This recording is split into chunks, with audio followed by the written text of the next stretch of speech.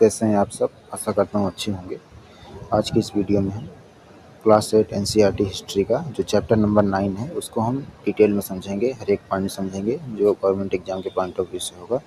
तो इस अध्याय में बताया गया है कि ब्रिटिश काल में भारत की चित्रकला और कला शैली में क्या बदलाव आए थे, उसी पर जो ये चैप्टर है विशेष रूप से है, ठीक है ना।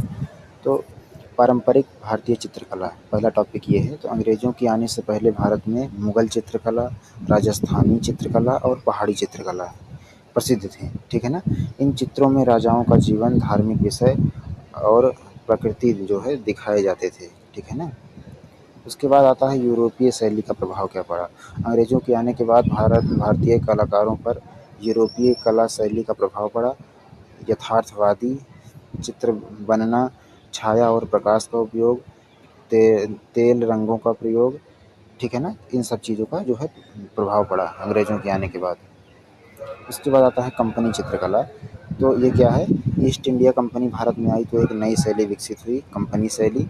इसमें क्या था? भारतीय कलाकारों ने अंग्रेज़ों के चित्र बनाए, इनमें भारतीय जीवन, पशु पक्षी, इमारतें दिखाई गई, ठीक है ना। उसके बाद आता है राजा रवि वर्मा, प्रसिद्ध चित्रकार और उनकी विशेषताएं।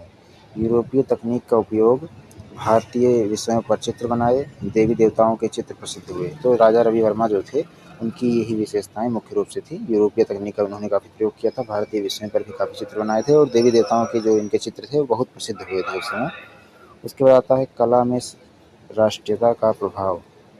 धीरे धीरे भारतीय कलाकारों ने अपनी पहचान बनाने की कोशिश की।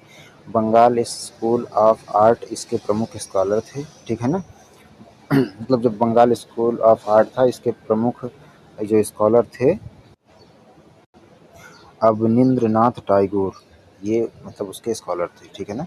भारतीय परंपरा को महत्व दिया इन्होंने, पश्चिमी शैली का विरोध भी किया था, ठीक है ना, ये बात आपको ध्यान रखना है।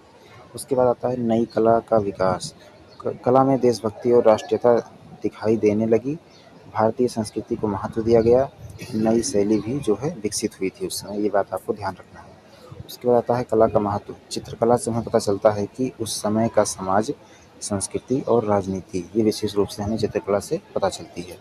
उसके बाद आता है परीक्षा के लिए जो महत्वपूर्ण पॉइंट हैं इस चैप्टर से, उनको आपको विशेष रूप से ध्यान रखना है। जैसे ब्रिटिश काल में भारत के जो कला में बदलाव आया, कंपनी चित्रकला एक नई शैली थी और राजा रवि वर्मा एक प्रसिद्ध चित्रकार थे।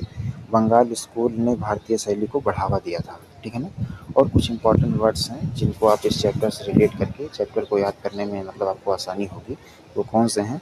चित्रकला हो गया, कंपनी होगी, शैली हो गई, यथार्थवाद, राष्ट्रीयता, इन शब्दों को आपको विशेष रूप से याद रखना है और उस चैप्टर से रिलेट करके आपको चैप्टर को भी याद रखना है, ठीक है ना। तो आशा करता हूँ आपको अच्छा लगा होगा। अच्छा लगा हो तो वीडियो को लाइक करें, चैनल सब्सक्राइब करें और धीरे धीरे जो आपकी एनसीईआरटी है मैं क्लास 6 से लेकर के 12 तक ये जल्द से जल्द मैं कंप्लीट करा दूँगा, ठीक है ना। धन्यवाद।